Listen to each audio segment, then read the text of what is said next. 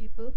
So, my lecture today is on the aspect of management control, the behaviors, and how does it affect the management control.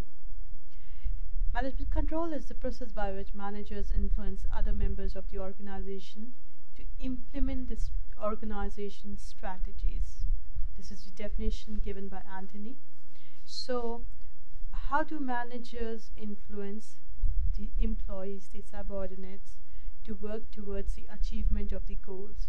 Everybody has their own self interest. It's important to influence them, and that is called management control. How is it that they influence them?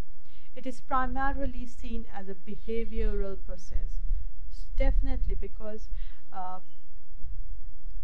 people can be controlled, rather the management can control their subordinates if they are uh, good towards them, if they are uh, rather they have respect for them. So this is we'll see more on it. There is more on it further. Basically, it's like how they behave and how they actually control the behavior. Managers use control to influence other members in the organization. It can then be ascertained that managers use control to attain organizations' goals and strategies. However, control may either influence members in a way that goals are achieved or in a way that members may take actions that are detrimental to the organization. You can have control, but excessive control is also bad, because ultimately we all are humans, and we don't want to. I wouldn't want to work in an environment which has excessive control, wherein my freedom of everything is being excessively controlled. We are not robots, we are not computers that we need excessive control. So it is important to maintain a balance. As it is said, it is important to design the management control system in such a way that it influences members to work in the best interest of the organization. You can influence them. So it's important to design such systems to have a positive influence on them. The management of today's businesses require flexibility, a larger degree of adaptation, and a willingness to learn. These are some of the factors that influence behavior of people in an organization: informal and formal. Informal consists of external factors. These are certain factors that exist in the society of which the organization is a part. How, as a society, do you rather what as a society do you feel? This may include work ethic, diligence, spirit, and the pride in doing a good job. So, as a society, because different cultures have different way of seeing things, as some attitudes, it says, are normal, national, such as India and China, have a reputation for a good work ethics. Today, even Philippines is upcoming. So, and Singapore, Japan, they all have very good ethics. They are basically, these people understand that it is their job, and they that is the reason many outsourcing business is coming to India. It's going to Philippines. So we as Indians have good work ethic. So this is one of the reasons that we are getting outsourcing business. Internal factors. This is the factor within an organization. It's the culture, the belief, what is the organization, the management, the top management believes in. Management style. What is the style of managing people? Are they in excessive control, or they have given freedom to give ideas, to work, and ultimately it's the top management, the management that gives its subordinates, then the manager or rather, a manager gives its subordinates whatever they get from the higher management. So it's actually the management style. How do they like to manage people? The informal organization. People in an organization may report to a manager, or rather, may report to a superior, but there are informal uh, references as well. They really do not, they meet people from different units, different departments, and nobody can stop them. So it is important to know, the management should know, that people, humans, would speak, and humans cannot be stopped. They cannot, you cannot, if you want to control them excessively, it would negatively impact the organization. uh, you may tell organizations, you must have heard, recently Infosys has stopped, rather they have stopped the formal code. They had a code wherein they used to wear, the employees used to wear from Monday to Thursday, they used to wear formal dresses, but they have got rid of it. Why? So because people, it's it's, you can say it's culture, that we are more comfortable in informal attire, and when you're comfortable, you work, or you, whatever you're doing, you pay more attention to it. Informal clothes, usually, uh, you tend to be very, what to say, you pay more attention to your dress than to your work. So uh, Infosys has got rid of that. I recently read that. It really depends what kind of culture, the style, are you do you have in an organization. Perception, uh, and communication. When you are communicating with your subordinates, with the employees, it should really not be very complex, because this may prohibit them. They would misunderstand, they would misinterpret the communication. It's important to keep it short and simple. These are formal factors: control systems, rules, physical control, manuals, system safeguards, task control. Uh, Anything, you're working on a computer, you cannot bring in uh, laptops inside, you cannot bring in camera phone inside, you cannot bring in CD, floppy disk. So these are some of the rules that are followed in an organization where you have sensitive data. These are formal factors. Agency theory. Agency theory is the relationship between the principal and the agent.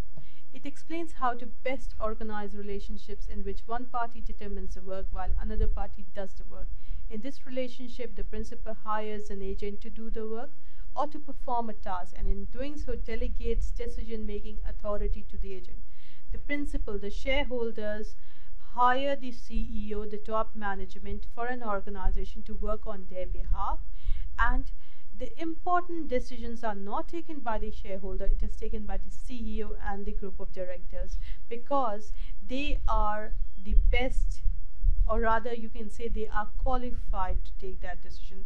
I may be a shareholder of a company, I may earn profit when the company earns profit, but I cannot take decision on behalf, or rather on, I cannot take decisions for the company.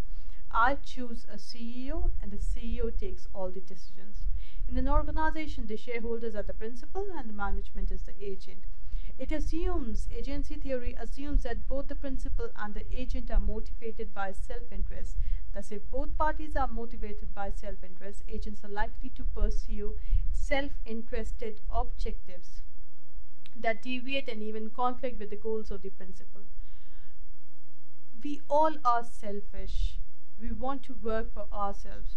So how does the shareholder think, rather how do we think that the CEO or the top management that we have given all the shareholders have given all the authorities to would work for our interest, for the shareholders, for the company's interest.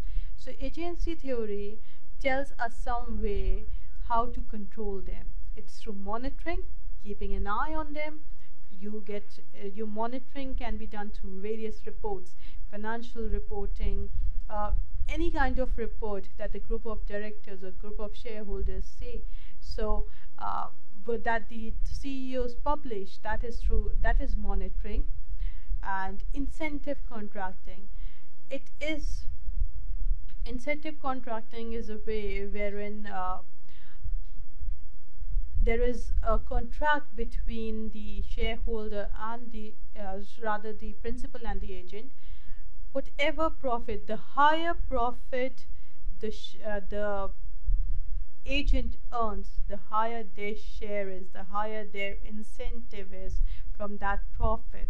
So usually these days it is incentive contracting. CEOs have a share in the profit of the business. So the more they earn, the more profit they get, the more incentive they get. So this takes them in, rather this becomes the goal congruous. They both work towards the same direction. They are congruent towards their goal.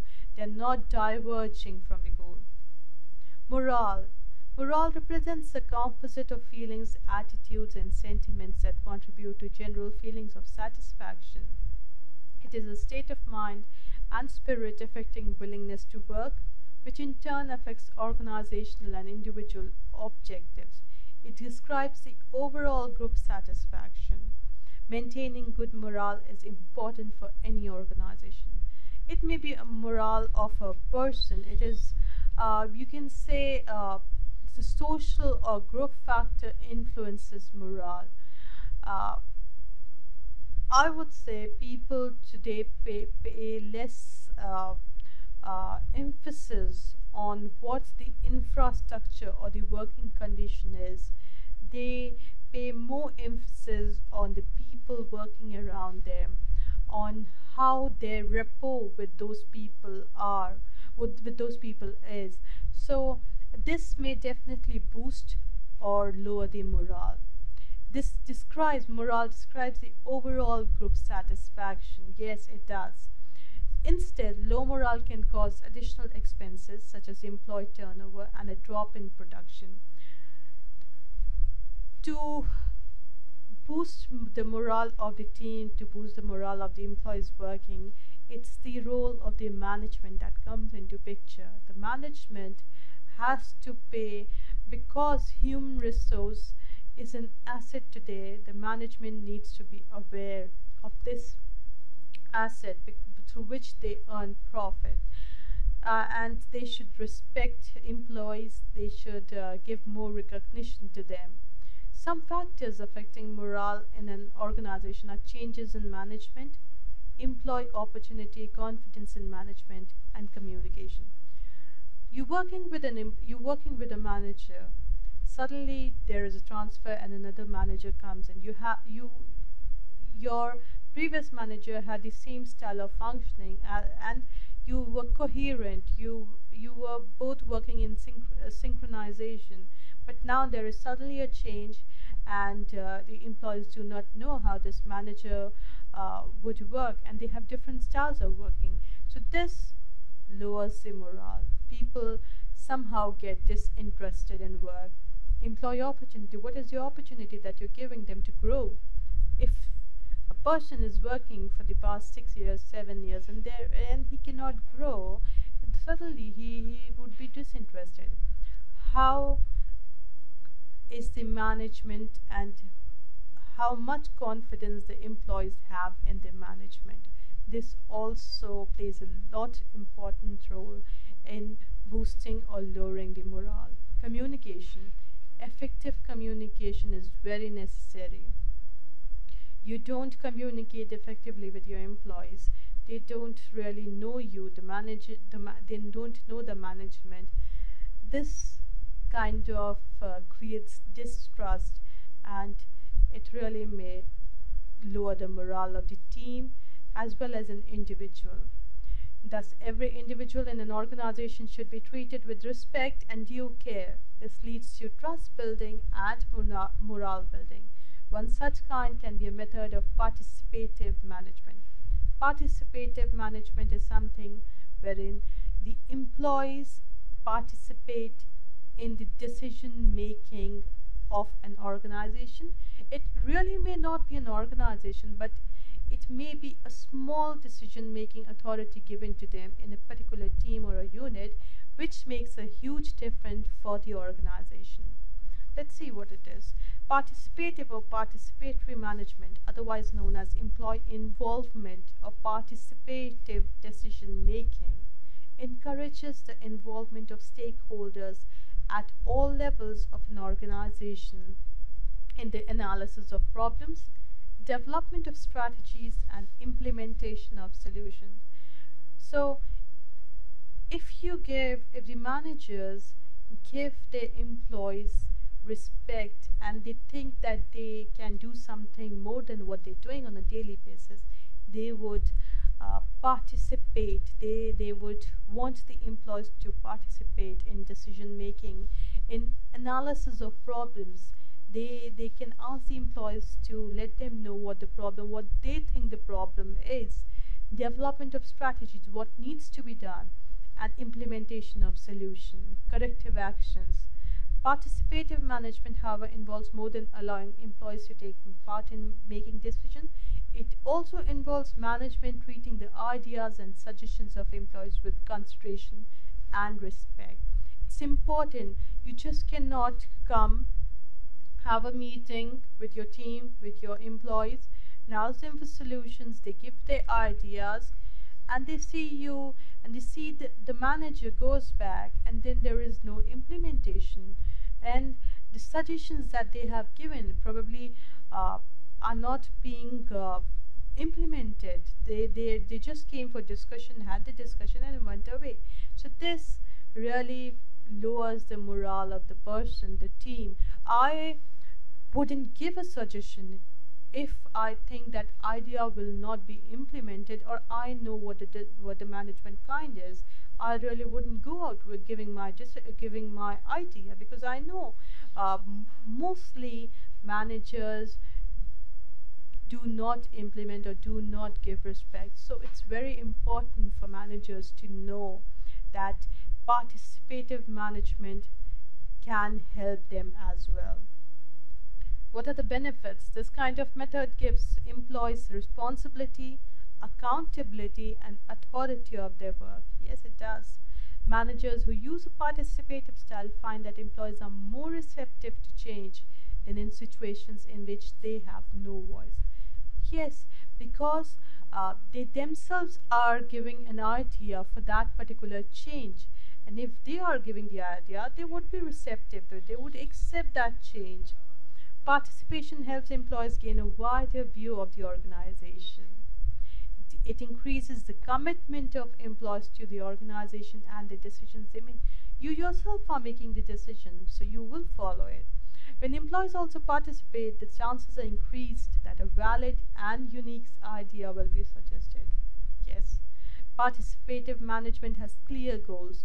There is still a hierarchy, but it is not a dominant hierarchy. You cannot dominate today. In this time, what will the employee do? A good employee, if dominated, is doing a fantastic work. If dominated, will leave the company and go somewhere else. That particular management or that particular company would prefer that person, or rather they may, if they have a participative management type, they may definitely have they may definitely see more growth than this previous organization of that employee, wherein you were dominating that person. You have a hierarchy. It's not that the manager ceases to be a manager, but do not dominate. Participative management makes it to people's advantage to share their knowledge, because when their team is successful, they are successful. It does, and it gives you happiness. Some concerns of participative management. There are disadvantages and advantages of everything. Let's see what it is. It can only work when the employees' ideas are accepted and implemented by the management. Large organizations find it hard to institute a participative management style, as they have more layers and levels that complicate matters. Yes, because hierarchies, the levels, there are so many levels that it becomes even if the employee gives an idea, it really doesn't get implemented. So, so it becomes a concern, because that complicates. So an employee is giving an idea, so it becomes very difficult in large organizations. Small organizations may still be in a participative management style. Managers may sometimes be unwilling to turn over some of decision-making responsibilities to subordinates, and that's very wrong. If you do not give decision-making responsibility to subordinates, you are simply not allowing them to grow, and that is not what a manager would want. A good manager would not want that. They would want them to grow along with their team. Due to hidden agendas and peer pressure, employees may keep their opinion to themselves.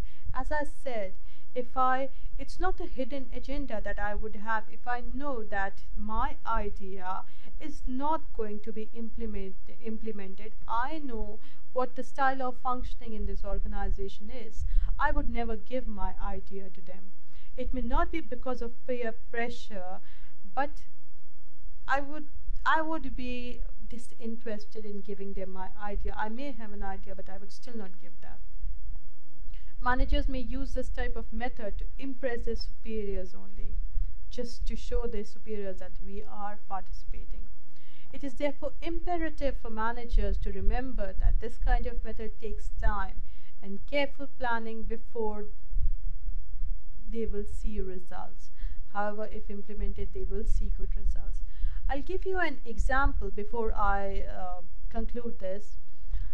I was working in an organization, it was a small travel agency, and they had some problems in the customer care department, wherein they were receiving huge calls for refunds. People had cancelled their tickets and they were looking for refunds, wherein our company was unable to refund them their money, because the reason was there was nobody in the department to refund them the money. There was no team in the department, the refunds department. I and one of my friends volunteered. We went to our manager, we asked him that we want to go in that department, we want to process the refund, and our manager accepted it. And you wouldn't imagine how important both of us, my friend and me, how important we felt. We went into the department, we understood how it works, and we processed the refund. This gave a huge benefit to the organization. I'll tell you how. We both cleared the queue that they had. There were less calls in the customer care department. People were not complaining. Complaints were not getting out of place. Then our manager was happy. Our manager was customer services manager, and then he was happy. He really did like what we had, what solution we had given, and he implemented it. So it's important, people, that the manager also implements it, and you can understand what boost of rather our morale was boosted like anything, because we knew that we had done something that gave a benefit to my organization. So employees' ideas should be, if it is a genuine idea, I don't say any idea should be implemented. If it's a genuine idea, it should be implemented, because it would definitely affect positively to the organization. Managers, I understand that managers these days do not have much time. They're busy making reports, they are busy with something or anything, but it's important to include your team as well in participating in assisting the organization. So that's it, people. These are the questions that you need to complete, and see you again. Thank you.